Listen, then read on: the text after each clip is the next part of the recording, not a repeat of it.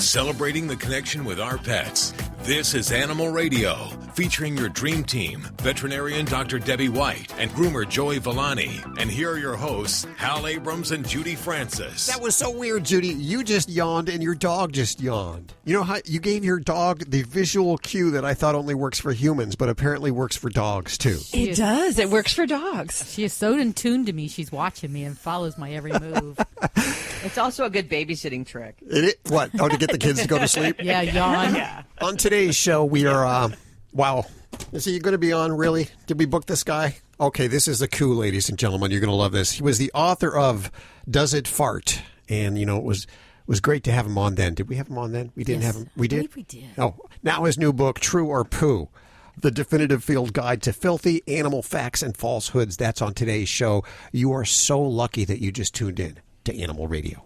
Also on today's show, I hate to say this, and we talk about it a lot, but the pet food that you buy at your store, it's crap.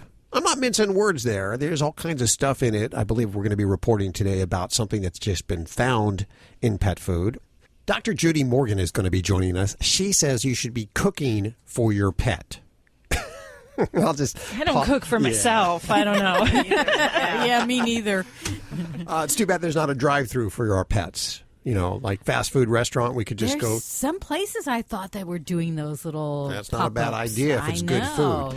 food. So she'll be on the show today. She'll tell us how to cook, and I'll ask her, hey, I'm one of those people. I don't have a lot of time to cook. What can I cook for my animals that will be healthy? You know, that's a good idea. We should probably all learn to cook for our dogs because there is some new research out from a Western university in the United States. And their report on the many testings that they have done of all different kinds of dog and cat food, canned and kibble, they don't have a good report, but we'll tell you what they found. Okay, stick around for that. Toll free 1-866-405-8405. All the lines are lit up. Isn't this exciting? Which one? Line 3. Lee, welcome to the show.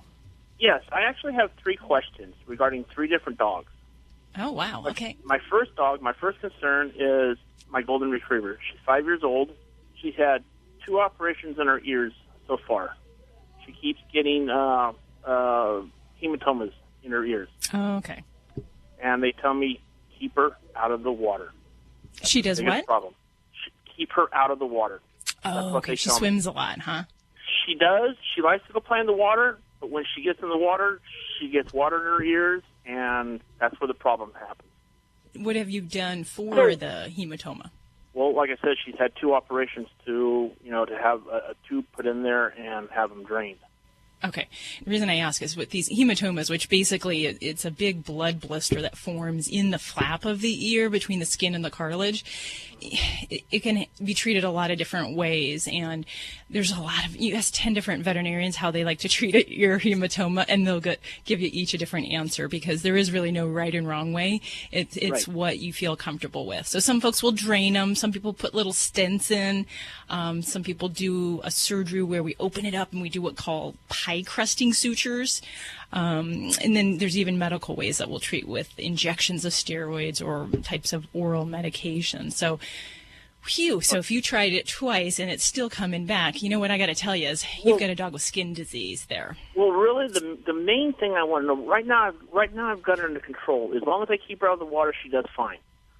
My main problem right now is how do I keep water out of her ears?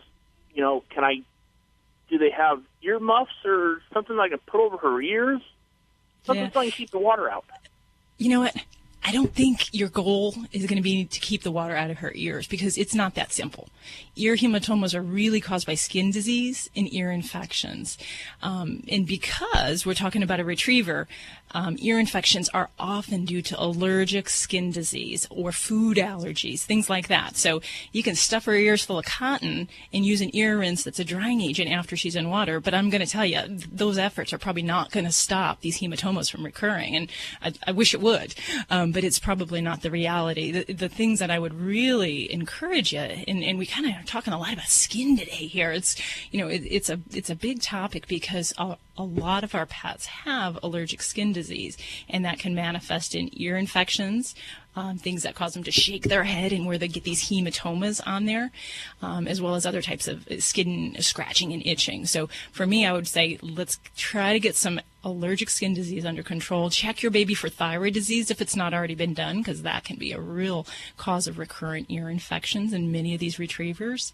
And I would really say that's going to be the biggest thing that I can recommend for this baby here. Okay. All right. My other question is another dog I have. It's, she was found on my doorstep one day, and I just kind of adopted her. The vets say that she's a Chihuahua, but she doesn't look like anything like a Chihuahua. She almost looks like part wiener dog and part Chihuahua, maybe. But they say she's full-blood Chihuahua.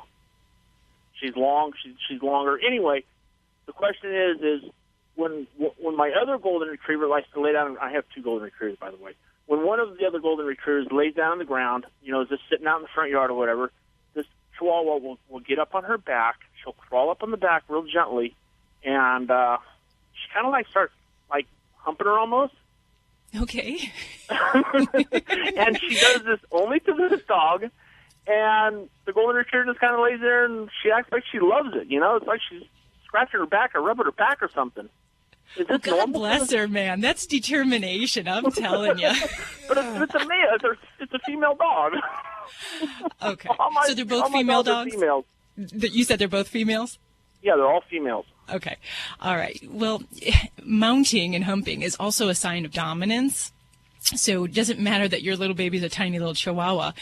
She's actually found a physical way to demonstrate that by humping. And the reason your other dog is probably tolerant to that is she accepts that as a display of her subordinate position to the Chihuahua. So I have that happen around my household where I have a 90-pound dog and, a little 12-pounder. And, there's some times where size really doesn't matter. It's the attitude behind the body. So that's all that is. Okay, so there's really nothing to do to stop it, just kind of let her enjoy herself.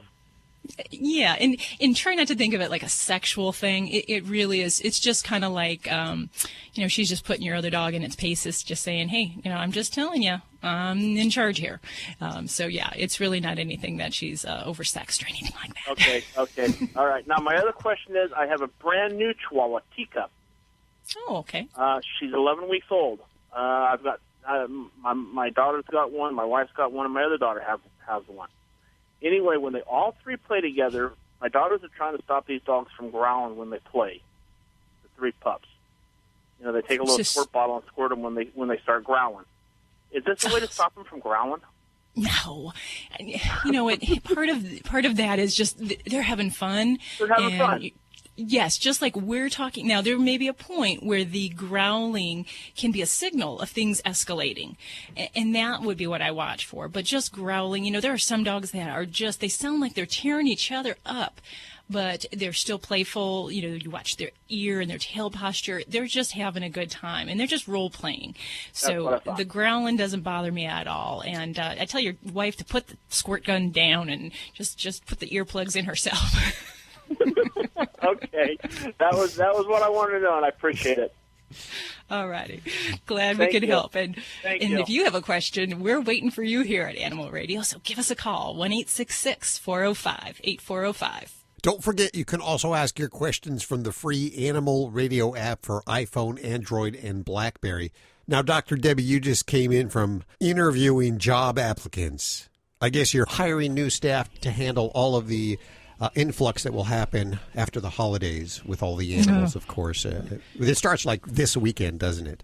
Oh, yeah. And it continues for a good while because, people have food and candy all around at this time of the year. So we see a good amount of things. Dogs are getting into chocolate, eating wrappers or even like sucker sticks, things like that, or eating things that are holding the candy. So I had a dog that ate through a kind of like a cloth bag, in just a part of the bag because the candy was stored in it. And they were just so like frantic to get to the food that they shredded the bag. So, what what about the xylitol? I heard another couple of dogs just croaked because of xylitol, which is what, a sugar substitute? It's a sugar substitute. And then, it used to be only we found it in like diabetic foods, sugar-free foods. But if you look at the checkout, when you're checking out, how many different sugar-free gums have xylitol in it, it's staggering. Those should have big, bold warnings. Xylitol can cause a very serious low blood sugar effect. Pets will seizure, go into a coma, and they can die. And they can even go on, if they survive that, they can still develop like a liver failure situation. So it always frustrates me when I look for a gum for my household. I'm always like, oh, it's got xylitol, not coming in my house. Because how many people leave their purses on the floor or on the ground, and their dog could get into that kind of stuff? So See, in this one case, it was a dog that had picked up chewed gum that somebody had spit out. And that's the thing. Yeah, when I walk dogs, they do they're so fast to snatch something up off the ground before you can even see what it was. And if somebody has thrown some chewed gum on the ground, they can, ingest that. That's too bad. Okay. As much as I love you, Dr. Debbie, I'm warning listeners, stay out of Dr. Debbie's office this week. And all vet offices this week. Right. yeah, keep your pets safe, keep the candy out of reach, and keep them away from that busy front door when you have the trick-or-treaters. You're listening to Animal Radio. Call the Dream Team now at 1-866-405-8405. And now an Animal Radio news brief. Obesity, not just a problem for Americans, it's a problem for pets too. According to the latest National Pet Obesity Awareness Day survey, over half of both dogs and cats in the U.S. are overweight. 52% of dogs tip the scales at what their vet would consider to be overweight or obese, along with 58% of cats. These figures account for about 80 million dogs and cats who are living under the care of Americans who are also at increased risk for disorders like diabetes and hypertension. And in cats, the study found a significant escalation in the number of type 2 diabetes, and dogs, certain breeds like Labrador retrievers, golden retrievers, were found to be at greater risk for obesity than others. It's just their body type. I have a lab who's a little chubby too. I mean, he eats the same as my Jack Russell and my other mixed breed dog, but he's still kind of chunky. You know, you try to keep him slim. Best thing is get those dogs out to run around. This has been an Animal Radio news brief. Get more at animalradio.pet.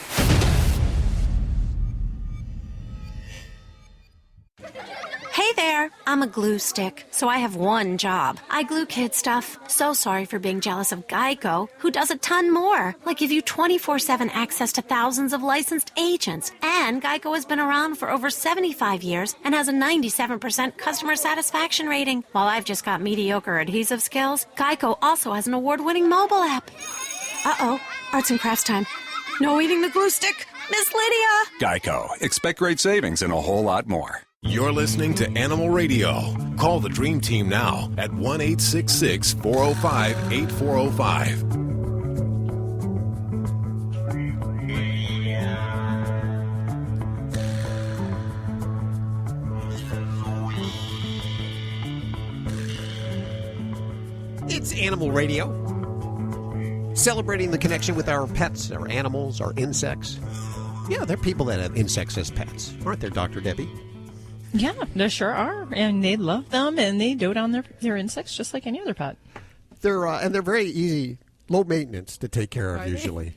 Most of the yes. You know what? I guess there's so much you can do for them, and maybe so much you can't do for them. I understand that you eat a piece of chocolate, you're eating a bunch of insects. There's a certain allowable amount. The government allows a certain amount of insects in your chocolate. And protein. Really? This is true. Oh, yeah. What, you didn't know that? The news lady didn't know that? Wow. No, and I love chocolate. Yeah, well, you didn't know. What you don't know won't hurt you. Just think of like chocolate-covered crickets. Sort of like that. But when you sleep, you're sleeping at night, and you ever get those little spider bites, little spider in bed or something like that. Yeah, you wake up with spider bites. And of course, you're probably sleeping with your mouth open if you're an open mouth sleeper, like that. Imagine how many spiders actually get into your mouth. No. Yeah. That's a rumor that I'm trying to perpetrate right now. Is that true or poo? Yeah, we will find out if it's true or poo, because Nick Caruso, he wrote the definitive field guide to filthy animal facts and falsehoods, will tell us, is the spider thing true or poo? And that's coming up in just a few minutes here on Animal Radio. Was that a tease or what? Woohoo! That was a big tease. That was a big. I am a big tease. You are a big tease. Huh? What are you working on? Tease us, Lori. Tease us. Does size matter? What are we talking about here? We're talking about dogs, my friends. Okay. Big dogs or little dogs? What a new survey says that most of us prefer. We'll tell you. And I know we've all, in our own lives, have had big dogs and small dogs. So maybe we can weigh in on this. Okay, that's on the way. Let's go to the phones for your calls. Hi, Laura.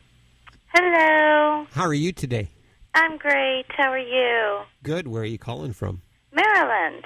Oh, how beautiful. Well, I've got the good doctor here. How can we help you? Well, hi, Laura. I didn't want to over-vaccinate my 3-year-old huskies, but I didn't know what you thought about rabies and whether we should do that all the time, and because she also will sometimes get rodents or what have you to get in the yard. Okay. Well, definitely. I can understand the concerns. Everyone's, we don't want to do too much to hurt our pets. So there's a good point with vaccinations, and there's a concern level. Now, at 3 years of age, if we have pets that are going outside, I guess I'm going to stick on the side of preventative medicine, and I think that vaccinations are going to be very important for your pets. All that being said, there's other things that we want to deal with as well. Now, rabies vaccination is a very big concern, and rabies is a huge problem across the country. So it is not something that I would ever recommend somebody just opt out of because they were choosing to.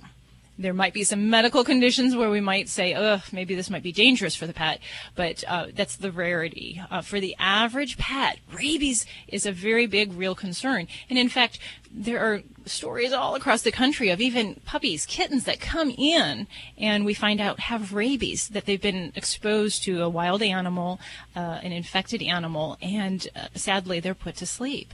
It's a human health concern, so I really don't play around with rabies. A lot of the wildlife vectors, the different animals carry this disease, so you do want to make sure you stay up with that vaccine very regularly, every year to 3 years, depending on what state you live in.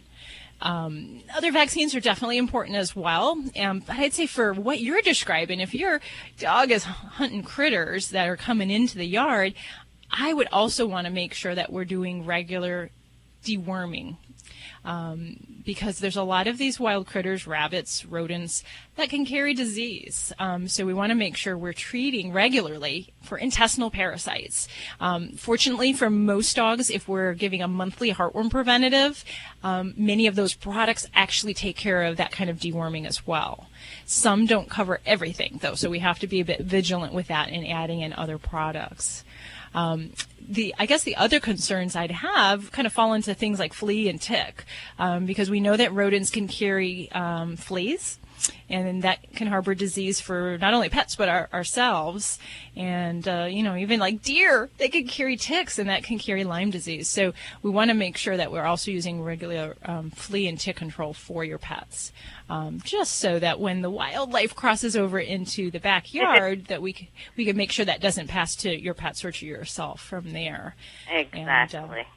Yeah, and I mean, as far as, is there any other health concern that they currently have that you're concerned about vaccination? None at all. I just didn't want to overdo anything, but I knew rabies was probably one I definitely had to keep up with and do, and just wanted to make sure. Yeah, and I'm really a fan of sticking to the regular vaccination protocols until a pet gets into more of their senior years. So that might mean you're vaccinating for a disease every year or every couple years. But as we get into the senior years, then I focus a little bit more on senior wellness care, which may not be vaccinating. We might do a vaccine titer instead. And a titer is basically a blood test that we test for potential antibody protection against a disease like parvovirus or distemper virus. And that might give us a little bit of an ease of mind, if you will, that, an older pet doesn't need a vaccine because they've been protected and they've got good titers or a good level for that. But otherwise, I'd say make sure we keep those pets healthy there, Laura, with the regular vaccination protocol and then the deworming. So Thank you for your call today. 1-866-405-8405.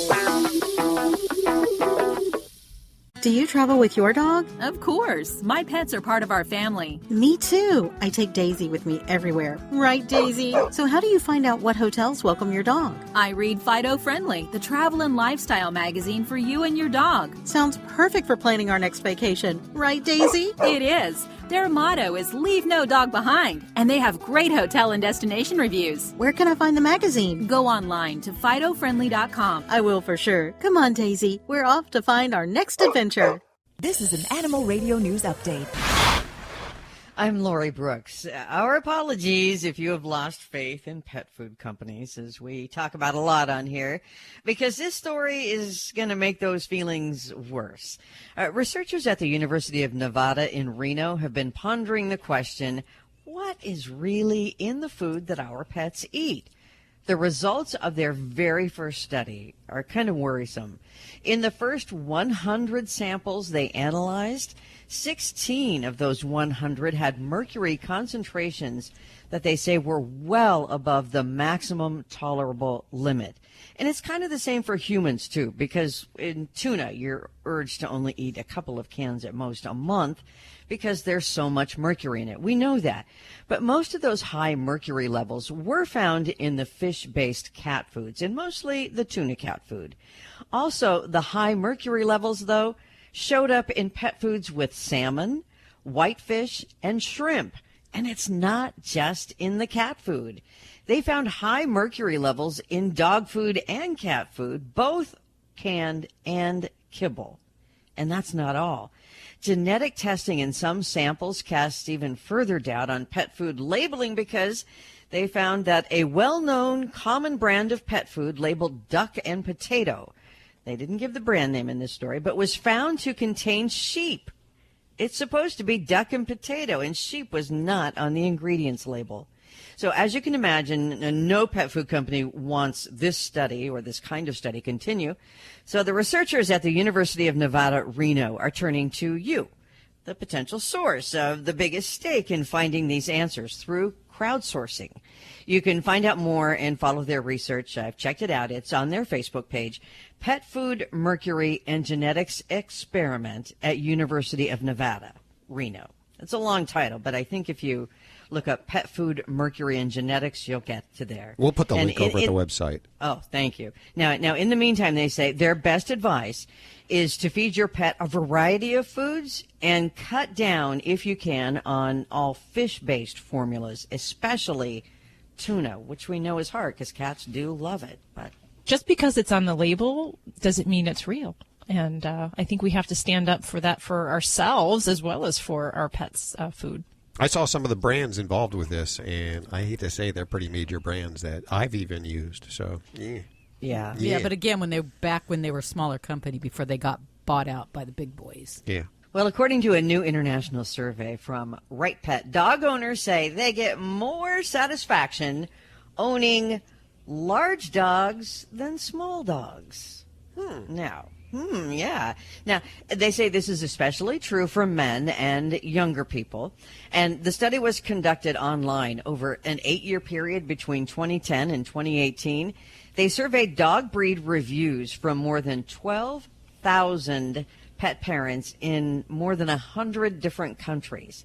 And so they also found some other things, that both men and women are happier, for the most part, owning large dogs than small dogs.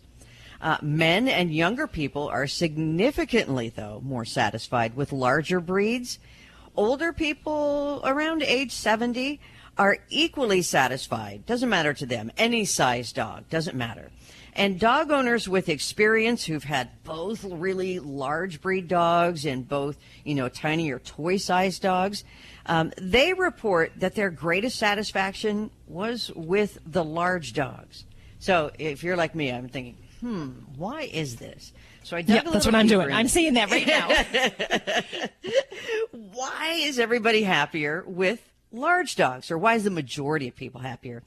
This study found a direct correlation between dog size satisfaction and the fact that dog owners rate bigger dogs as more emotionally stable, child safe, more trainable, and less barky than smaller Less dogs. barky. I'm going to argue that. I'm going to argue this, Lori, because I think people put far more effort into training a large dog because they're concerned.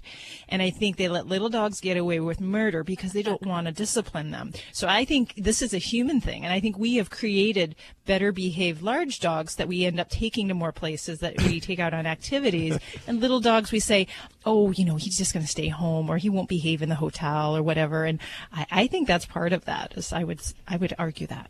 I think that's an excellent point. It is. Judy, you've had both. You at different times. At different times in my life, and I rather enjoy the small dog. It's cheaper. But are you happier? I'm happy. I can pick her up. I can throw. She's wash and wear. I put her in the sink. There's no drying. Everything's smaller. The clothes are small. Everything's cheaper. Medicines are cheaper. So you're a happier person with a smaller dog. Yeah, and especially at this age. Yeah. I always worry about getting older, dealing with a big dog. If a dog becomes lame and needs help picking up, I won't physically be able to. So I like the fact that I can pick my dog up very easily with one hand. What about the macho factor? I've had some huge guys, bodybuilder guys, come in with little Frenchies, and they go, wee, wee, wee, wee, wee, such a good doogie, such a good doogie. And hey, they have no shame. They love their little dog, and they own up to it. But, do all people, men and women included, accept that little dog that you cater to, you dress up, and you treat like a baby and say, hey, I love my little dog, and what do you got to say about it? You know what? We're not sizist here at Animal Radio. We like them any size, so, Oh, I'm Lori Brooks. Get more breaking animal news anytime at animalradio.com. This has been an Animal Radio News Update. Get more at animalradio.com. Hey, this is Big Ant from Rescue Inc. Remember, spay and neuter your animal, and abusers are losers. Now back to Animal Radio.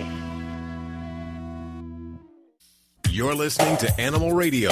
Call the Dream Team now at 1-866-405-8405. Well, this scrumptious serving of Animal Radio is brought to you by the grain-free Red Barn natural canned food for dogs and cats. Always made in the USA with natural, functional ingredients to support your pet's optimal health. Learn more at redbarninc.com. And thanks, Red Barn, for underwriting Animal Radio. Hey, Kara, how are you doing? I'm good. Where are you calling from today? I'm from Minnesota. Minnesota. I love Minnesota. I just love how you guys talk. What's going on? Okay, so I have a cat, and if I were to get another cat, well, then my cat that I have now doesn't get along with that one. Like, she'll hiss, poof her tail up, meow, and I was wondering, is there like a way that I can, get her to become friends if I wanted to get another cat, or? So you have two cats already, and they're not getting along? No, I only have one, and I want to get another one. Okay. All righty. So, I mean, there's definitely some big guidelines that I can give you, and I'll tell you that the couple big mistakes that people do when they're adding a cat to the home. Number one is that they don't match the personalities of the cats. So it's more important to match a personality to a like cat than it is of, say, the male-female thing. We don't really worry about that in cats. Dogs, we talk about it. In cats, it doesn't matter if a male is with a female. What we want is the personality to be compatible. So if you have a very outgoing cat that's kind of an in-your-face, more aggressive cat, in the sense that, is more vocal, more demanding, then you want a cat with a similar personality. What you don't want to get is a really kind of laid-back, passive, not a very interactive cat, because they're going to have more likeliness of problems. So that's the first thing, is really look for that same kind of personality. Now, I'm not saying go out and find an aggressive cat, but really just a cat that's more bold, outgoing, and that is less apt to have fear with new situations. So that's the biggest thing. The next thing that I'll tell you is that when you do add a new cat, the biggest mistake we make is that we push the kitties too fast together.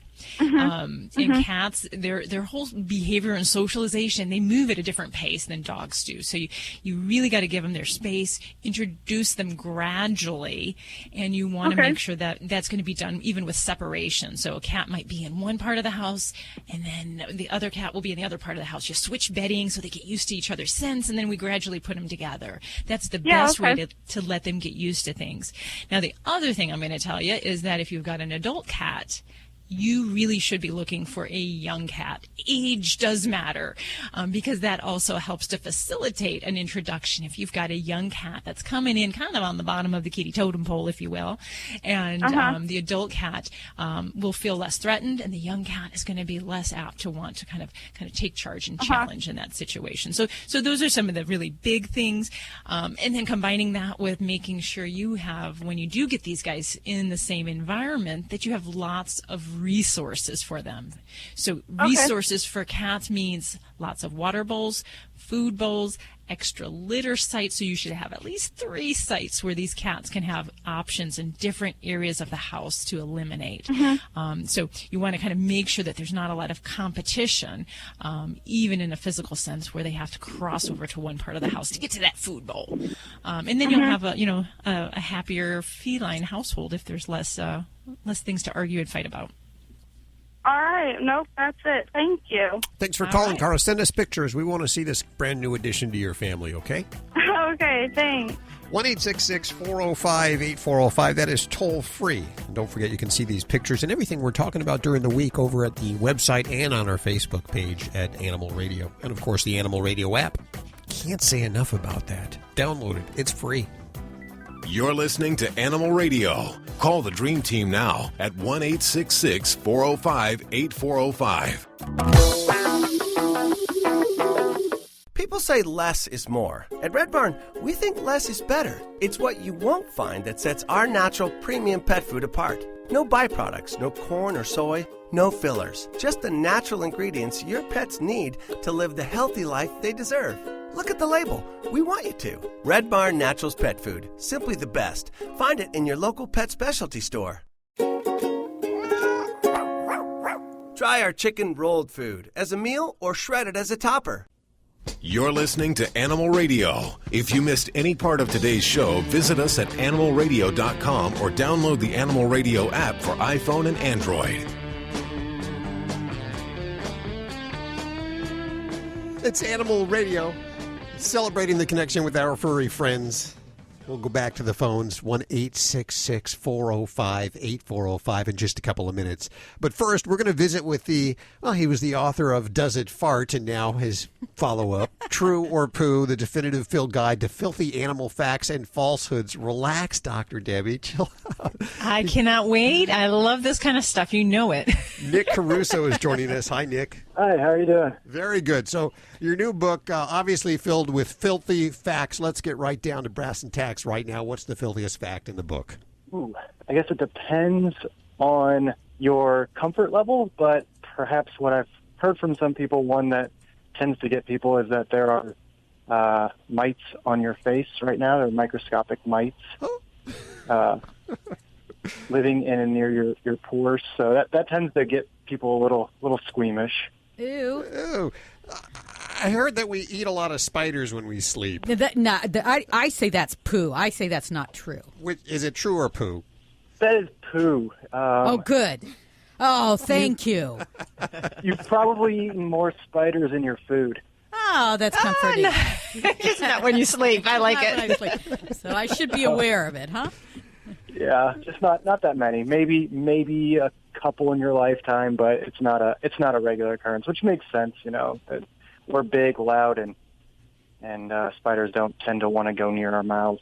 You know, I was looking at the ingredients of these drink flavors that I have. Oh, I knew you were going there, Hal. I understand that some of these drink flavors and ice cream flavors are made from ingredients from a beaver's butt. Is that correct? That's poo. That's got to be true. It can be, but it's probably not, because it's so expensive to milk their glands to extract it. So it's more of a delicacy, beaver butt. Oh, wait a second. Why would anybody eat an ice cream flavor called beaver butt? Well, they don't know. It's actually it's a flavor. Well, and apparently it's poo. That's a myth, and the internet has lied to me all my life. Yeah, it's possible it's there, but it's just so expensive to manufacture that it's probably not. But so, Nick, you're saying that beaver butt stuff, whatever it is, would taste good? I actually don't. I mean, I assume I've eaten it just like everyone else at some point, and it tastes like vanilla, like it smells. Well, all I can think of is in the pet world, we have anal sacs that we deal with. That's so pretty much any anal sacs. Anal sacs, and they're like a scent gland. So I'm just only presuming that a beaver, has some anal sac material. And I have to say, there are different scents of anal sac material, and I can name them for you. There are different scents, and dogs have different things. So maybe beaver butt anal material is quite a delicacy. From what I've heard, it smells quite good. Yeah. Okay. Can we move on from the from that? Are you sure? So far it's all been poo. I don't hear any what's truths. truths? What's some truths of this stuff? So some fascinating facts. There's a species of tree shrew that will poo inside of a pitcher plant, and that's how it gets its nitrogen. Okay, repeat that again. There's a species of tree shrews that they actually, pitcher plants typically trap tree what? insects. Shrews. Shrews. Okay, that's a bird, right? It's a mammal. Okay, it's a mammal. Tree shrew. Okay. They defecate inside into pitcher plants, which normally people associate those with trapping insects to gain nutrients, but they actually gain their nitrogen and other nutrients through digesting the feces of this tree shrew. Wow, that's fascinating. Go ahead, Dr. Debbie. It seemed like you had a question. You know what? I was just going to say that, maybe they're getting special service, or maybe it's like a bidet for the shrew after they've done the little dookie there. Then maybe they're getting something else out of it that they've chosen that spot. So, or maybe it's very, reclusive and hiding, and so they feel like they have privacy. And who doesn't like a little privacy when they go to? They do get a little extra something. They're able to eat nectar. Actually, while they're going, so it's kind of a bathroom and food break for them. Oh, who wants to eat a cheeseburger in a bathroom? Elvis. Yeah. Elvis. Oh, okay. Wait, I want to know: is it true or poo that a scorpion that sheds its tail dies of constipation? Oh, that's poo. Right? That's poo. That's poo. No, that's true. That's true. Wow. So I think we think of animals that can shed their tails, like lizards and right. And salamanders, they can regrow them back, and it's no problem because their cloaca, where they defecate, isn't located on their tail. But for scorpions, their anus is actually on their tails. So if they lose that tail, they lose the ability to go number two. So it just keeps building up, and then they die. It is a defense mechanism, just like lizards. They can escape a predator. Well, it doesn't do any good to escape a predator if you're going to die. Well, it does give them a little bit longer. They can survive surprisingly long while not going to the bathroom. But it does give them, a few more opportunities to hopefully mate. Gotta let them go with something to live for, right? The book. I had to look up tree shrew, you guys. Yeah, it looks like a squirrel with a pointier nose. See? Oh, okay. Yeah. Okay, I've never heard of that. That all makes sense now. Yeah. The book is called True or Poo, The Definitive Field Guide to Filthy Animal Facts and Falsehoods. I'm going to give out 9 copies right now. Is that okay? I have 10 books. I want one. Okay, we're going to give out. I get it. Yeah, you see how that works? I do. True or Poo, The Definitive Field Guide to Filthy Animal Facts and Falsehoods. If you want a copy right now, toll free, 1-866-405-8405. Thanks, Nick, for hanging out with us today. Yeah, thank you. This is Animal Radio, baby. Here are today's automotive news headlines. I'm Nick Miles. Americans love their SUVs, and now they have a high-performance SUV that goes 0 to 60 miles an hour in just 4.4 seconds. The Dodge Durango SRT has the best quarter-mile time for a 3-row SUV, best-in-class towing at 8,700 pounds. Powered by a monstrous 6.4-litre Hemi V8 engine, it is more than capable on the track. It also has creature comforts like flip-down rear entertainment screens and captain's chairs for easy access into the third row. To see the Durango, go to ourautoexpert.com. Think O'Reilly Auto Parts for all of your car needs. We're close, convenient, and known for our guaranteed everyday low prices and excellent customer service from professional parts people you can trust. Stop by your local O'Reilly Auto Parts today. O'Reilly Auto Parts. Better parts, better prices every day. Celebrating the connection with our pets. This is Animal Radio, featuring your dream team, veterinarian Dr. Debbie White and groomer Joey Villani. And here are your hosts, Hal Abrams and Judy Francis. Well, last hour here on Animal Radio, we learned that mercury is ever present in our cat food and pet foods, which is not a surprise, to me at least. I've heard it before. We've had people on before. Lori Brooks reported last hour about a new research that's being done in Reno, Nevada, and they need your help. Yeah, at the university there. It's crowdsourcing that they're going to now, because no pet food company that can afford this kind of research is going to say, here, tell us what's really in the food that we're making for you. Yeah, no, that's not going to happen. They pay people to lobby against that kind of information and research. But it's the kind of testing that means the most, because if you can't believe what's on the ingredient list, then every other claim is boohoo. So true. So what do you do? What can you do? We're going to find out. Dr. Judy Morgan is going to be joining us. She wrote a book called Yin and Yang Nutrition for Dogs, Maximizing Health with Whole Foods and Not Drugs. She thinks you should cook for your dog, which sounds like a long process for me. I mean, you know what? I used to cook for my pets. Did you? I mean, I've had horses and dogs and cats and everything. And I don't cook for myself or for other humans, but I have always found great joy in making, whether it was grain buckets for horses or fast bearsy casserole for dogs. I thought it was fun. Really? Oh, good. Yeah. I guess you can, make a big batch that can last a few days. Yeah. So it's not like you have to do it, 3 times a day. Well, she wrote a book, this big old book here, and I'm going to actually give this to you, Lori, since you're the cooker here. Thank you. Take a gaze through it and tell me if there's anything that looks good in there and if there's anything I should try. I'm looking at some pictures here.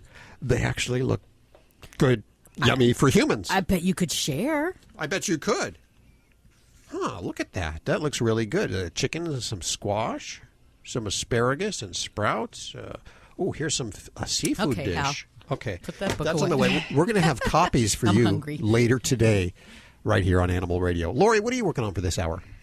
I am constantly amazed at the different services that are coming out for dogs, cats, for pets of any kind, really, because they truly are part of the family now, and the rest of the world is getting that, what we felt for so long. Mm-hmm. So there's a great new business. I mean, people have these Einstein ideas that I could make money on this. They put it into action, and they do. So New York City has this great new idea, brand new kind of business on the streets there in New York City. And it's soon going to be spreading across the country to all other major cities. But we'll tell you how you can benefit from this new service, okay? That's on the way, and we go to your calls right now. Toll free 1-866-405-8405. Oh, don't forget, you can also ask your questions from the free Animal Radio app for iPhone, Android, and BlackBerry. So download that puppy now. Hi, Susan. Welcome to the show. Hi, thank you for taking my call. Where are you calling from today? Monrovia, California. Listen, I understand you have something going on with your animal, dog, cat. I have a dog. Okay. What's going on? Okay, well, she's a 9-year-old, about 80-pound Rhodesian Ridgeback mix, and she had eaten about 20 green bell tomatoes, and resulting in seizures. Oh, my. Tomatoes can cause seizures? I did not know that. Yes. Now, so where is she at now? Is she in a veterinary clinic? No, it happened end of July. We noticed her first seizure, and then we noticed another one. We ended up taking her to the emergency clinic at night, And they said it was probably that. It's from solanine, which is in the green tomatoes. Brought her back home, went to see the doctor. She's on phenobarbital right now, and then it wasn't quite controlling all of them, so she was placed on Valium. Okay.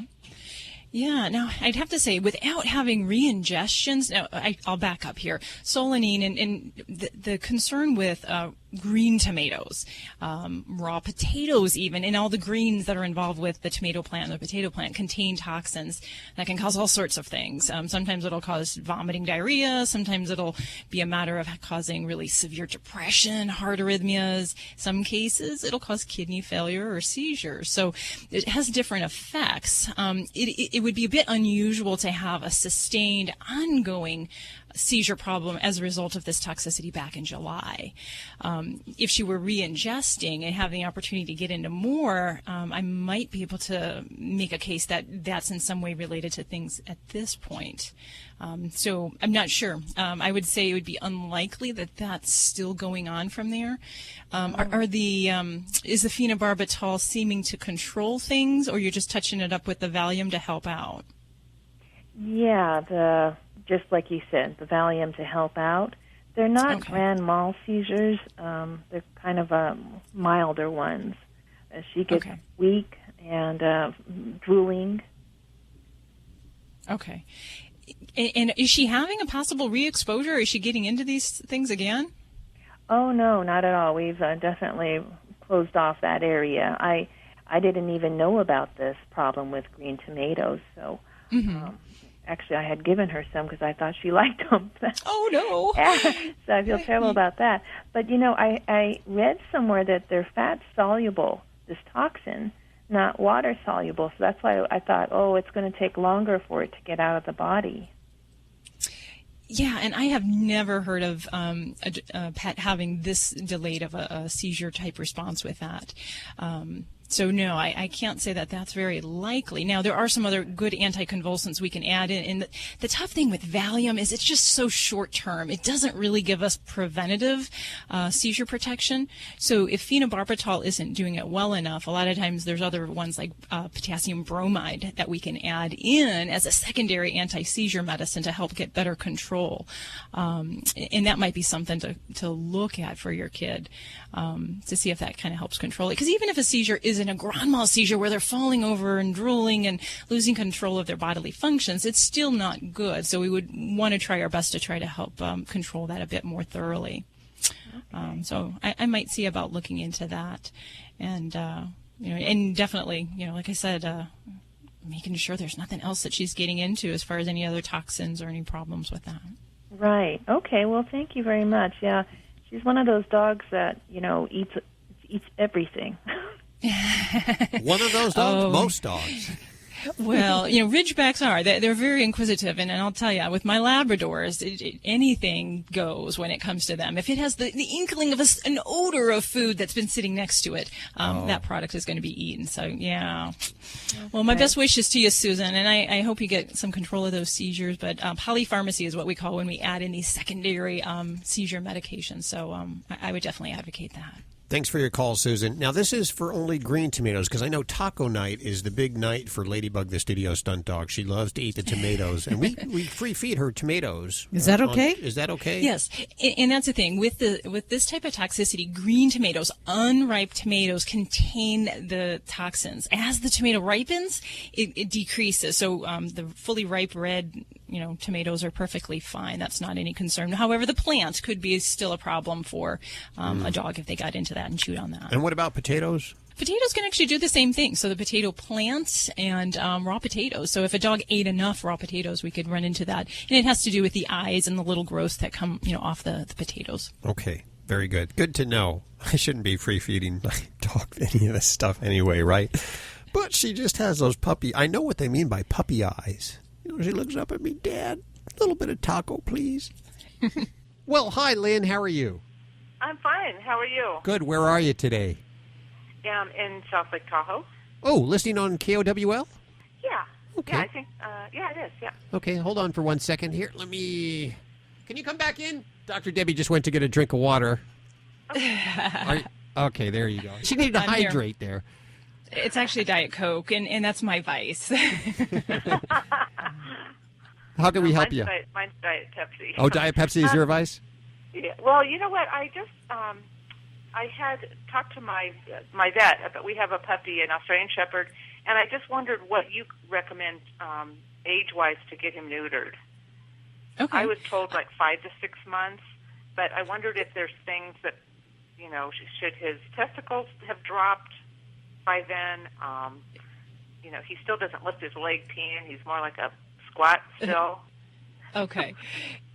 In general, I'd say that my veterinary recommendation is about 6 months for the castration surgery. That's before we start to see the bad behaviors, marking around the house, a little bit pushy dominance or aggressive behaviors. As far as in our community, you know, we have one of those laws that says that you have to neuter your dog and cat by 4 months of age. And I don't dispute the law, but I would say my preference is 6 months. And for some things like, you know, testicles, yes, they ought to be dropped by 6 months. But actually, those little suckers should be falling on those puppy visits. So usually on the 3 month, the 4 month visits, if those testicles aren't there, then I maybe get a little concerned. But by 6 months, they should be in their normal position. If they're not, that might be a condition called cryptorchidism, where the testicle doesn't drop normally.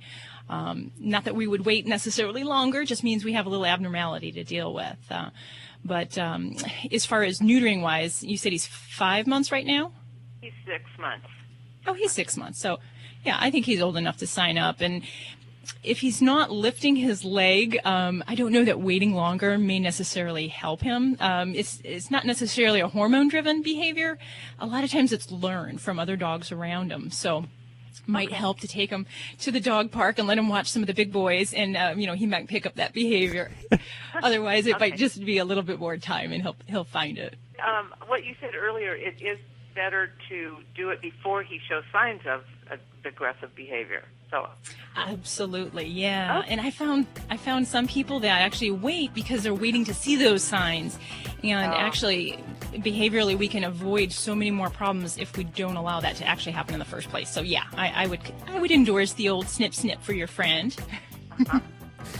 Okay, thank you so much. Thanks for listening. You're listening to Animal Radio. Call the Dream Team now at 1-866-405-8405. Every day you strive for faster, easier, and less messy. So wouldn't you want the same experience for your dog? Bissell understands the challenges of bathing your furry friend and the even bigger mess it can create. The Bissell Bark Bath is an all-in-one system for pet parents, eliminating the frustrations and messy cleanup that is inevitable when washing your four-legged family members. Bathing your dog is faster, easier, and less messy with the Bissell Bark Bath. Visit getbarkbath.com to learn more. You're listening to Animal Radio. Call the Dream Team now at 1-866-405-8405.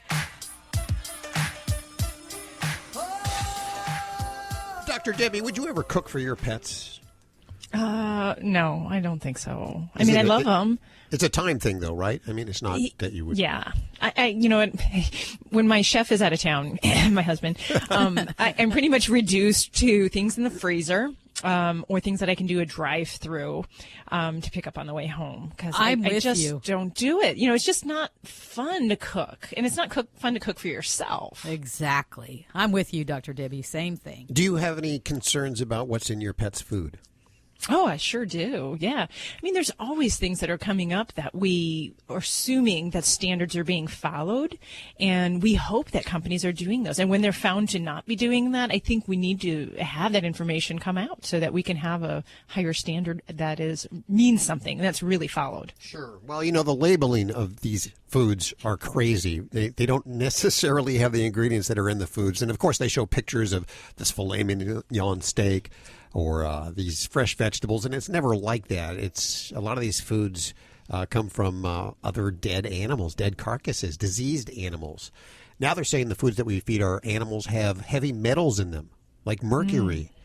And that, all kinds of health issues come from that. And you see this all the time. And when have you seen an animal die from natural causes lately? And, of course, natural causes is a subjective term. But, I mean, it's always like kidney disease or Well, cancer is a natural cause, but there can be environmental triggers as well. And that's where it gets really muddy. And the waters, that's why it's so hard with pet foods to say this food caused this disease, unless it's a clear toxicity, deficiency, or something of that nature. It's really hard because you can't study that effect 6 years down the road and know if that food you fed 5 years ago is really what caused this problem for your pet. So I feel strongly that a lot of pet foods are marketed to people emotionally, and we're really not talking about what the nitty gritty is. So we're more worried about things like, is it grain free? Is it natural? Is it organic? And really, we're not talking about the things that can really implicate serious health problems. So hopefully she can help us shift that conversation. And that is Dr. Judy Morgan, and she's around the corner right here on Animal Radio. Lori, what are you working on for this hour? Oh, gosh, you all know I love cats. Like you, Hal. And not as well, I do. I love cats. You love cats. But I got to be honest with you. There's some new research out that says something that cats are actually famous for. that they're not really as good as we thought they were. Oh, I heard this report. Yes, I heard this report. Okay, I'm glad you're reporting on this, but I got to defend the cat lovers around here. Okay? I don't want any cat bashing here on Animal Radio. I'm going to stand strong against the cat bashing. Thank you. Okay. Hi, Bob. Welcome to Animal Radio. How you doing? Very good. I have Dr. Debbie right here for you. Well, hi, Bob. Okay. Hi, how you doing? I'm doing pretty good. What kind of critter you got? Furry, feathered, slithering? It's furry. It's a 3-year-old golden retriever. Okay, wonderful. What's going on? Well, he was getting these, I don't know if you know what they are. They're called, they're like little spurs, foxtails. Okay. He was getting them between his toes. So my son took the trimmers and trimmed the hair between his toes. He trimmed one of them too short, and it nicked it and got a sore on there. Okay. And he kept licking it, and it wasn't getting any better. So my wife's been soaking it and putting stuff on it, and it's gotten better. But then it got like a big blister on it. Okay. And my son popped the blister. I guess some bloody clear liquid came out, but it hadn't come back. But we wonder if there's anything else that we can do for it, or if that's the best stuff we're doing, what we're doing. Yeah, with what you're describing here, Bob, I think there's two things that I might look at with him. Number one is that in many cases, these foxtails, they burrow in, and part of it is kind of above the surface, and the other part is like an iceberg. It's underneath the water, underneath the skin surface. So it's very possible he could still have some of that embedded in there, and that's just going to fester until we can get that surgically yanked out of there. And I'm always impressed by the ability of foxtail, these little seed parts, to just kind of working their way into the body and really just kind of putting their arms up against the door jamb and saying, I'm not going anywhere. So really, I'd have to encourage you to get that looked at to see if we need to do a little minor surgery on that to get that out. Yeah. The second thing that's really important when we get these kind of festering sores is soaking is great, but he's probably going to need some antibiotics. Once we break down that skin barrier and you've got an open sore, it's just standard of care for these kind of things to get the baby on some antibiotics to help that heal from the inside out. And I think with those two things, then you'll have a chance of getting things to heal up. But yeah, they can really be buggers, and even just other areas of the feet. So if you haven't, I'm sure you've already looked around, but common places this past week and this past month, my gosh, we've had them out of dogs' eyeballs. Wow. We've had them come out of vaginal areas of dogs. Yesterday, I took one out of a prepuce of a dog. Believe it or not, it migrated through. Horrible stuff. So my daughter's dog swallowed one. They had to go to the vet and put her, put her under to get it out. Absolutely, that will migrate through the digestive tract and basically kind of cause abdominal peritonitis, basically. So yeah, some bad stuff. So I do a nose to tail search, really, from inside the ears, inside the oral cavity, all the feet, lift the tail, look at all the private parts, and those are really the places where these foxtails like to live and just kind of fester. So I'd definitely get your little fella over to the vet and see if we need to go poking around in that sore a little bit. All right, well, I appreciate it. Thanks for your call today, Bob. Yes, antibiotics, very important with that. And boy, those foxtails, it seems like every year we battle those here at the studios. The cats go out in the cattery and they roll around and get those. Oh, yeah, we had one of our cats that actually, I guess, got it in its mouth and its cheek. The whole side of her face was swollen. Caused an abscess? Yeah, we had to take her in and get it drained, and they actually found the foxtail embedded in there. I didn't realize that was a problem everyone had, but I guess you see a lot of that over at the clinic, don't you? Oh, yeah. It's all over. It doesn't matter where you live in the country. These things are pretty much everywhere. Here are today's automotive news headlines. I'm Nick Miles. Our team has been test driving Mazda's smallest CUV, the CX-3. All Mazdas have that zoom driving feeling, and it's thrilling to drive the new CX-3 on the road. The number of cool extras this car comes with makes it an absolute consideration in class. Add in the fact that it starts under $21,000 and you can get up to 34 miles a gallon on the highway, and you definitely have something that should be on your small SUV consideration list. To see the Mazda CX-3, go to ourautoexpert.com. Think O'Reilly Auto Parts for all of your car needs. We're close, convenient, and known for our guaranteed everyday low prices and excellent customer service from professional parts people you can trust. Stop by your local O'Reilly Auto Parts today. O'Reilly Auto Parts. Better parts, better prices every day. This is an Animal Radio News Update. I'm Lori Brooks. There's a new law that's going to go into effect soon in California, granting judges the authority to settle disagreements over who gets to keep the family pet in divorce cases. Those cases will now be handled the same way, pretty much, that judges handle child custody disputes. Until now, pets have been considered property. We talk about that a lot. Property, a status that gives them little more standing in a divorce than the refrigerator or a big screen TV. However, under this bill signed by California's governor this month, pets will soon be considered community property, meaning a judge who is deciding this case, who gets custody of the pet, will have the option of weighing factors such as who feeds them and who takes care of them, who takes them to the vet, who takes the pet on walks, and who protects them. In the past, sometimes judges said that they would actually physically put the pet in the middle of the room between the two owners and try to determine which pet parent that the animal liked best. Not always effective, but that new law is going to go into effect in a few months on January 1st. The number of unique new services created for pets and their humans continues to skyrocket. In New York City, there's now a pet-friendly car service that caters to pet parents who are otherwise turned down by taxis or other kinds of car services. This is really a lifesaver for pet parents who can't squeeze their 70-pound dog into a little bag and hop on the subway.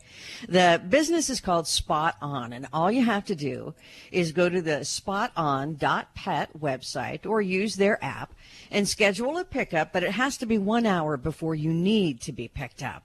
Each car arrives and is wiped down with antibacterial wipes in between rides and has pet amenities like water, these antibacterial wipes, lint rollers for the dog hair on you, backseat covers, crash-tested animal carriers, and even treats for dogs and cats.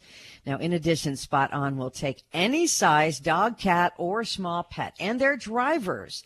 The company's drivers are trained in pet first aid and CPR certified. Plus, they can transport your pet to appointments for you when you're too busy to take them yourself. Luckily for everyone, the company says it has plans to expand soon to all major U.S. cities. Finally, the evidence shows that cats are overrated as rat predators. There's a new first-of-its-kind study out, and scientists in it tracked interactions between feral cats and local rat populations. Using microchips to track the movements of rodents, they found that rats are pretty adept when it comes to avoiding cats. Over the course of the 79-day study, scientists recorded only 2 rat deaths that were actually caused by cats. Their findings, which were published this month in the journal Frontiers in Ecology and Evolution, confirmed their suspicions that the presence of cats doesn't really shrink rat populations, but may make the rats less visible. That's all. The study explains that people see fewer rats and assume it's because the cats have killed them, whereas it's actually due to the rats changing their behavior. The rats are hiding in better places and staying longer amounts of time in their burrows. Furthermore, the results of the study suggest that the benefits of releasing cats far outweigh the risks to smaller wildlife, like birds especially. So basically, rats are smarter than birds, huh? Is that what we're saying? Exactly. And you said it, not me. I'm Lori Brooks. Get more breaking animal news anytime at animalradio.com. This has been an Animal Radio News Update. Get more at animalradio.com. You're listening to Animal Radio. If you missed any part of today's show, visit us at animalradio.com or download the Animal Radio app for iPhone and Android. It's Animal Radio. This is where we celebrate the connection with our pets. We'll go back to the phones for your calls for Dr. Debbie in just a couple of minutes. Toll free. The numbers are 1-866-405-8405. You can call now, and Judy will get you in queue to talk to her, or to Joey Villani, either one, or to Ladybug, the studio stunt dog, or to Lori Brooks, our news director, who just reported that there's mercury in our pet food. Exactly. You know what? I shouldn't be surprised, should I? Yeah. Probably not. Right now, how apropos, we have Dr. Judy Morgan joining us. Hi, doctor. How are you doing? I'm doing very well, thank you. Your new book called Yin and Yang, Nutrition for Dogs, Maximizing Health with Whole Foods and Not Drugs. Obviously, I assume you're a holistic veterinarian, or do you practice east-west? What is your philosophy? I'm an integrated veterinarian, so I practice traditional medicine, which I practiced for many years before I became alternative, and so now I incorporate traditional medicine along with traditional Chinese veterinary medicine, chiropractic, acupuncture, herbal therapy, and my favorite of all, food therapy. Food therapy. So that's like instead of drugs, using food to help an animal get through something? Absolutely. So about 80% of the cases that I see, I am able to either minimize their drugs or completely get them off medications just with diet changes, sometimes adding some herbs. But, really herbs are just another form of food. And food has amazing, amazing powers for healing. And they're often overlooked. Before we talk about some of the foods that you put together, can you tell us what's in our pet food that we buy on the shelves in stores? Oh, my goodness. There's so many things in the foods that we should be concerned about. So the FDA just a couple of weeks ago came out with a statement that said pentobarbital in pet food, which is euthanasia solution, may be a bigger problem than they really realized. Really? Because we've known that pentobarbital is showing up in our pet food since the 1990s. And the reason that occurs is because FDA does not enforce their own law that states that only animals that have died by slaughter can be used for pet food. And so they are allowing animals that died out in the field, animals that were euthanized, any sort of carcass to be used in pet food, and they won't enforce their own law. So we know that there are euthanized animals being found in pet food. Last year, when there was a huge problem with one brand that killed some dogs, they found it was pentobarbital, and they found horse meat DNA in a product that was labeled as beef. So we know that a lot of the foods out there are adulterated. So pentobarbital is just one of the things. Heavy metals are another huge issue. And, poor quality ingredients. Many, many waste foods from the human food industry are going into pet food. So recycled oils, brewers' distilled grains, basically a lot of fillers that are waste products for the human industry go into pet food. And so the materials are getting recycled. But I personally don't think that my pets should be the landfill. Sure. You know what concerns me? I have people that call me all the time, and they say, well, that doesn't affect me because I buy this premium food. It's like the line's most expensive food on the shelf. Right. I was just thinking this. But aren't they really sourced from the same places? Isn't it the same crap? A lot of them are. So the food that had the pentobarbital that killed dogs that had, horse meat DNA on their website, it said all human grade, sourced from USDA meat. So you can't trust the websites. The other problem that we're having right now is that everybody thinks that grain-free is better, and unfortunately we are seeing dogs that are succumbing to dilated cardiomyopathy, and it has been traced back to a problem with taurine deficiency in these diets. And even if the diet is not deficient, for some reason the legumes and potatoes are blocking the absorption and utilization of the taurine. So we have dogs going into heart failure, and the owners are saying, oh, I feed that really expensive grain-free kibble. It's supposed to be so good for my dog, except that it's not. Is there any commercial pet food that is good for our pets? There are some. I have not seen a kibble that I could endorse. I am a raw feeder for my own dogs. I either feed raw or home cooked, and I do make a lot of my own foods. There are a very select few companies that I know personally. I know the owners personally. I've gone to their plants. I've seen where they source their meats. There's a couple that I trust, but not many. Oh, who are they? Because I want to know. Oh, I didn't know I was allowed to mention brands. Answer's Pet Food is phenomenal. It's two sisters who own the company. They're located in Lancaster, Pennsylvania. It's a raw food company. They ferment all their products so that they don't have to ever worry about bacterial contamination. Their probiotic load, their good bacteria load is so high. Another small raw food company that I adore is All Provide, and they are out of Atlanta, Georgia area. So those are two companies that I really like. And I said that there were no kibbles that I could endorse. I could, if push came to shove, feed Carnivore, because I know the owner of that company. I know what they're doing, and they are out of Canada. Hey, here's the thing: is I knew some owners of companies that were making really food on a small scale basis and shipping it across the country, and then they got real popular, and the big companies bought them out, and all of a sudden, once that happens, it's down the tubes, always. Okay. You know what? We got to take a quick break. We are with Dr. Judy Morgan. We're talking about the food that we're feeding your pets. What are they eating? It's apparently not that good, the stuff you get off the shelves. She cooks for her pets, and we're going to find out what she cooks coming up next right here on Animal Radio. Stick around. You're listening to Animal Radio. If you missed any part of today's show, visit us at animalradio.com or download the Animal Radio app for iPhone and Android.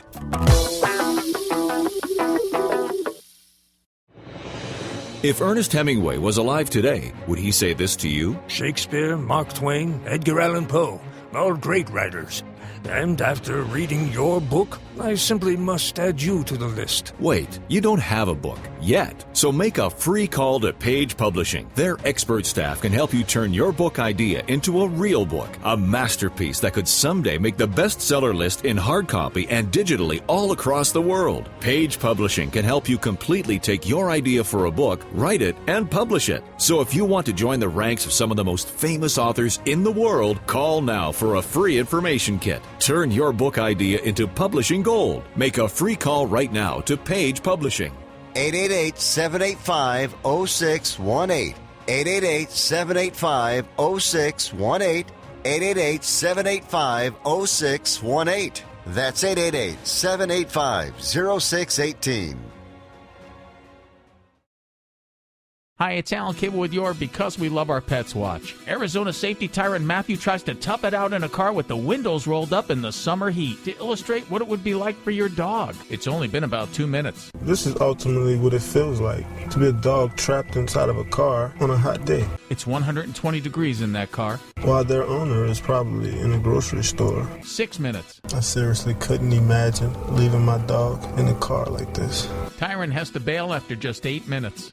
Here's something important to remember about dogs. They can't sweat. The only way they release heat is through the bottom of their paws and by panting. So the heat is way tougher for them to handle than us. On a 90-degree day, even with the windows rolled down partially, the temperature inside a parked car can quickly reach 120 degrees. And 105 degrees is the critical mark for a dog. Their organs will start to fail at that temperature. If you see a dog in a hot car, every second counts. Dial 911 immediately. You're listening to Animal Radio. If you missed any part of today's show, visit us at animalradio.com or download the Animal Radio app for iPhone and Android.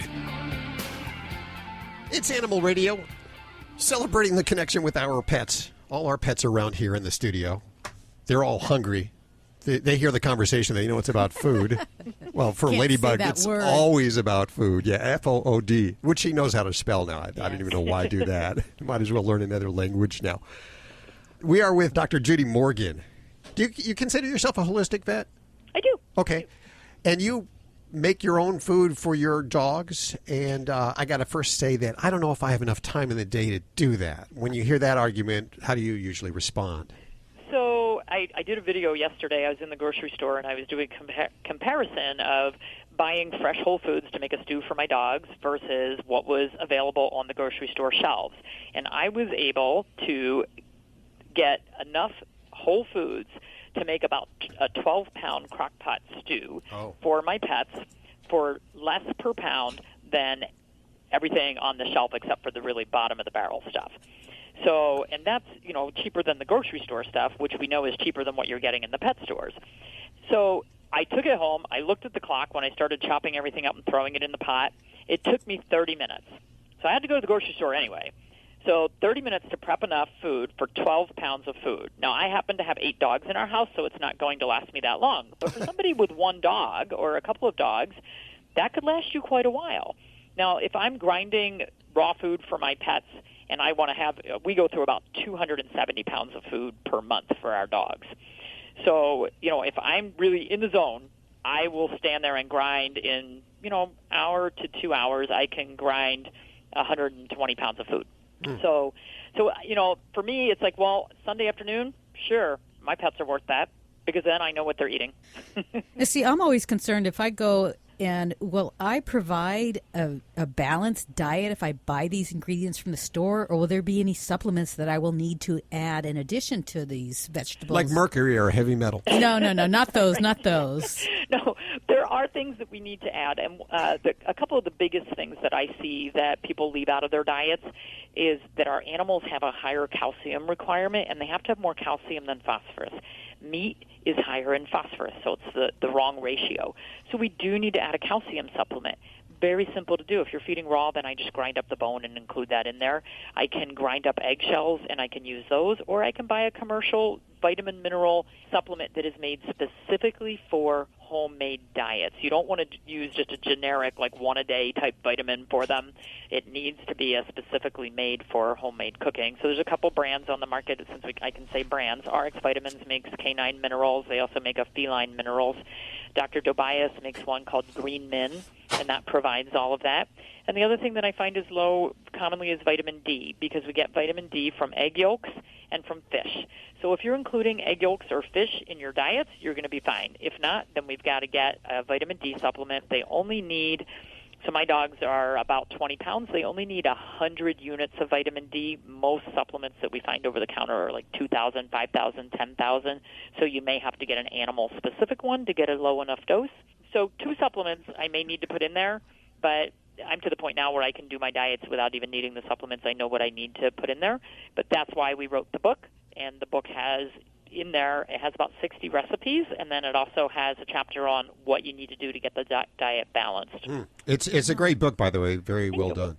How are your pets' health? So I have a cat that's going to be 19 in February. I have one dog who will be 18 in February, 2 that are turning 17 this month, another one that's 15, 2 14-year-olds. My mom's standard schnauzer is 15.